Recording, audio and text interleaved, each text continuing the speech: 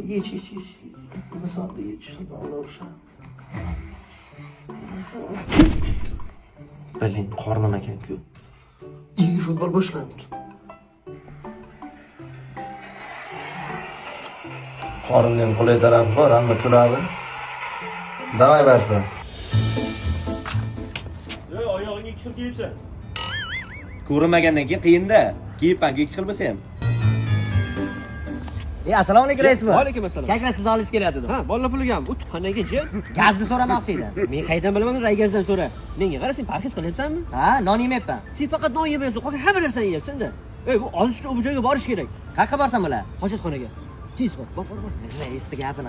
Asabiylashma, jangga ta'sir qiladi. Qani menga ham tashlash do'ppingni? Yo'q, o'zingiznikini o'ylang.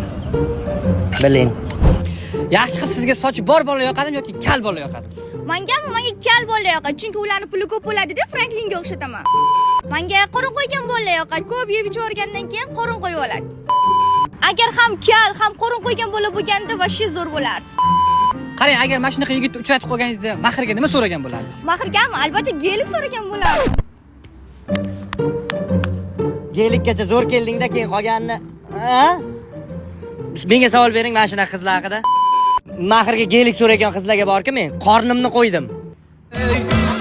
Semiz demang meni juda